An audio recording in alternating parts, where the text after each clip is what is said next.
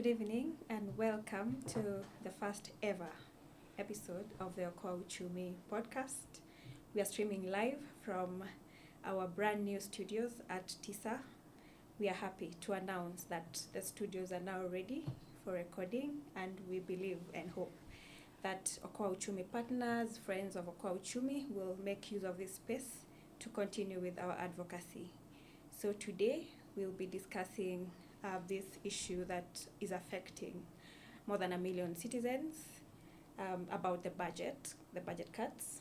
I am your host, Angela Wangeshi. I work with the Institute for Social Accountability as a program officer. I am joined by two wonderful guests in studio today, and I will let them introduce themselves, starting from my left. Thank you, Angela. My name is Njeri Karanu. I'm with Rural Outreach Africa. I am a development practitioner and social justice advocate. It is nice to be here. Thank you. Nice to have you in studio, Njeri. Over to you.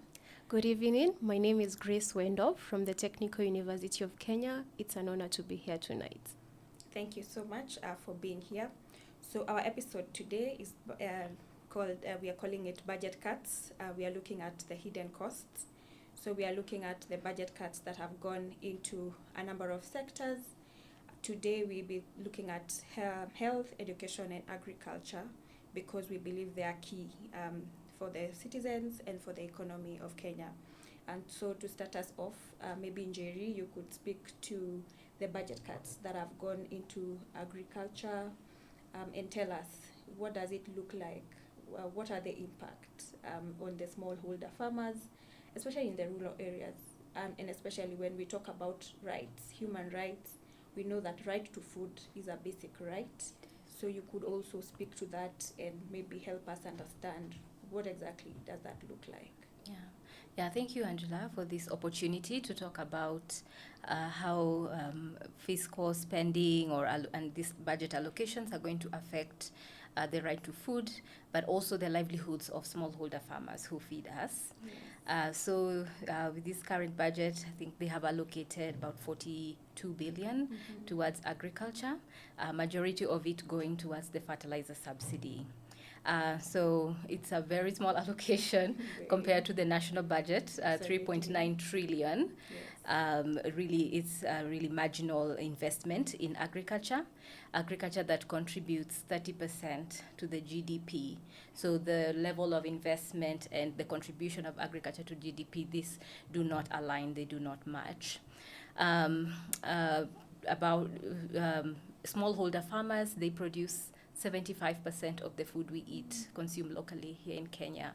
And so investments to the sector are really important because they reflect even onto the consumer.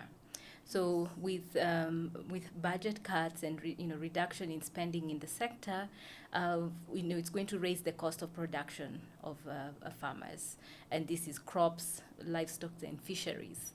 And with raised cost of production, and that's seeds, that's fertilizer, animal feed, and also programs that strengthen the fisheries and the livestock sector. Yes. This is going to raise the cost of food to the consumer. So it will be reflected in the price that you pay in the market. Again, also this has an implication on health, because if food is expensive, or let me say healthy food is expensive, most people will not be able to afford healthy food. Sure. And then you end up with malnourishment, a malnourished population. Right now, current statistics of 2024 is 28% of the Kenyan population is undernourished.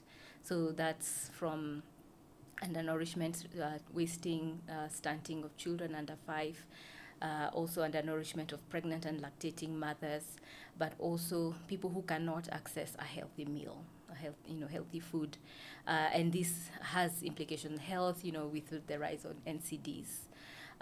Also, budget cuts to agriculture will result in lack of services that support smallholder farmers, like agricultural extension services. Yeah, we know farmers grapple with a lot of problems, a lot of challenges, especially in the face of climate change, and they need these extension services to help them tackle and even overcome these challenges, these extension and advisory services. So that will be, even further reduced. It is extension is, in some cases it does not exist, but without sufficient investment in the sector, this will be further reduced and farmers will be left vulnerable.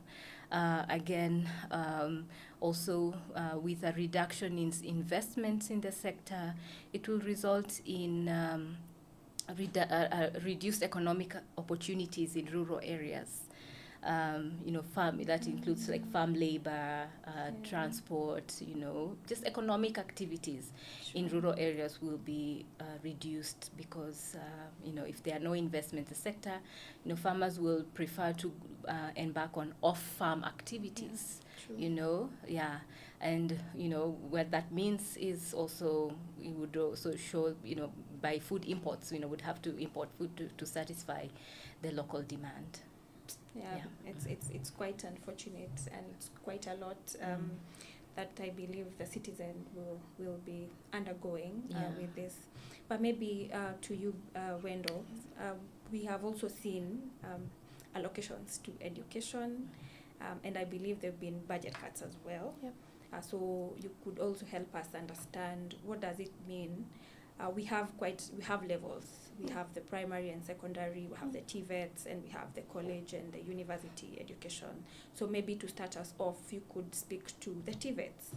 We have seen a lot of, big campaign in the last 2 years going to, the TVET mode of education, and we know what that means. So maybe you could help us, unpack what that means. Yeah, for us as the youth, the budget cuts has been such a sad affair, a sentiment I think most of the Kenyan youth, which is a large population of us, share the same feeling. As a technical student, in a technical university, I would say that the cost of education is going to rise very much. This means that students are not going to have accessibility to education. Already we are having, with the cost of living, parents are already having such a huge struggle just raising the funds just to take the students. Now, if you reduce the amount that the government actually pays for students to be able to access education, and you cut that, and that means the parents will have to pay more. The cost of living is too much. Already they are having too much to pay. So you'll end up finding that most students will have just to not go to university, not go for the TVET education trainings.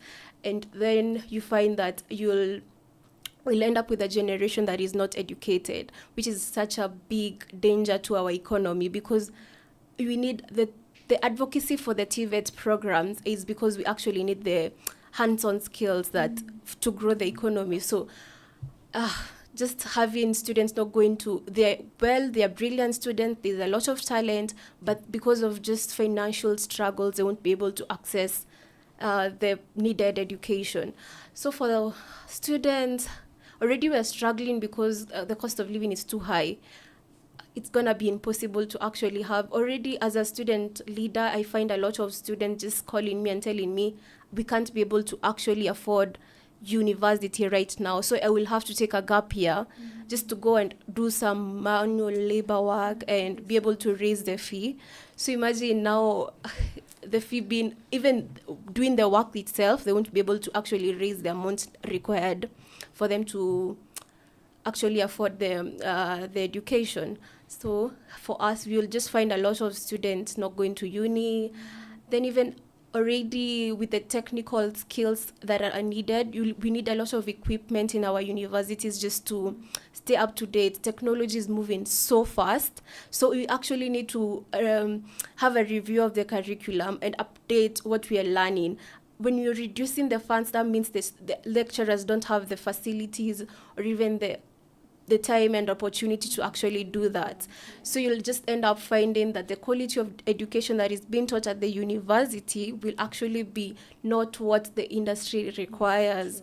So you'll just find that students are learning, and then now we finish, you find out that what you learned in class, It's useless. yeah, I think the government really needs, if we're gonna be a developed country eventually, the future of our nation, we really need to think about how we are training, how we are educating our students. We need to really think about what we are teaching them in class, because they are the future. That's what we are constantly saying.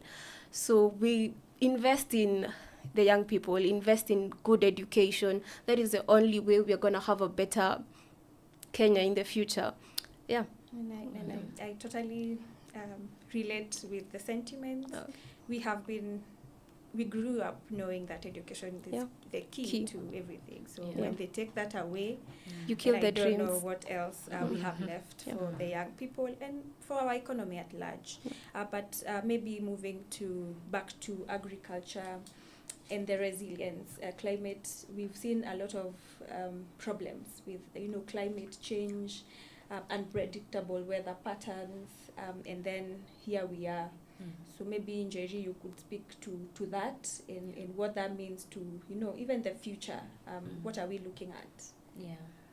Yeah. So our food and farming systems in Kenya, they're vulnerable to climate change and external shocks.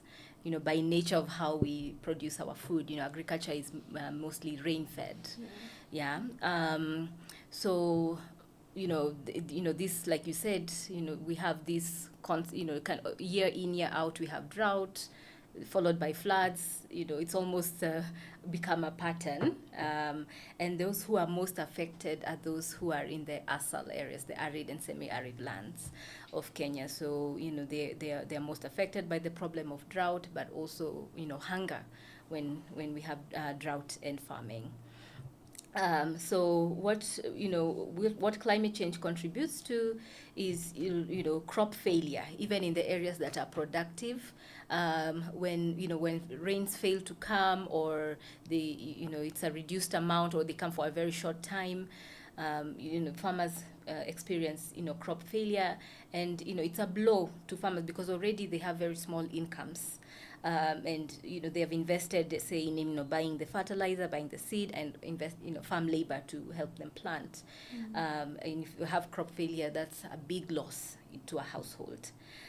So what we need to do, and connecting with what Wendo said, is investing in research. Research to innovate in climate resilient, drought tolerant crops, and that starts straight from the university. To our national research institutes, so that we are able to produce, seeds that are climate resilient, and also investments in irrigation, so that to adapt to drought. Yeah, I hear you, Njeri, and maybe Wendo, you could, as we close, maybe just give us your recommendations. What should be done instead of what we are having right now? Recommendations. As I had said, our government really needs to be thinking about ways in which we can improve the quality of education we have. Really, instead of actually reducing it, invest more because this is what is going to carry the future of the economy of Kenya. So we really need just to invest, go talk to the youth, get to know what they need, get to just understand where they're coming from, and really nurture the brilliant minds we have in the country, and start from the very young. You can't actually, they're cutting the roots from basic education. So we need to start from basic, going up, nurturing all that brilliant minds that we have in the country, investing in it, and just ensuring each and every student, each and every child in Kenya has access to affordable education. Thank you very much. So we'd like it to close at this. Thank you very much for being part of this conversation, and to our listeners and those who are watching us, thank you very much for being with us here today. We hope this is a good beginning. We hope to have more of these conversations, and yes, we are happy. Again, once more, Okoa Uchumi podcast is open, and we hope that we will make good use of this space. Thank you very much. Do have a